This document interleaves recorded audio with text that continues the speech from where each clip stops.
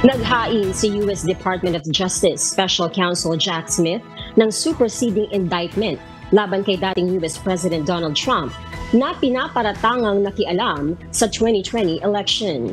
Nananatili sa bagong indictment ang 4 na criminal counts, kabilang ang conspiracy upang linlangin ang Estados Unidos at hadlangan ang isang opisyal na proseso.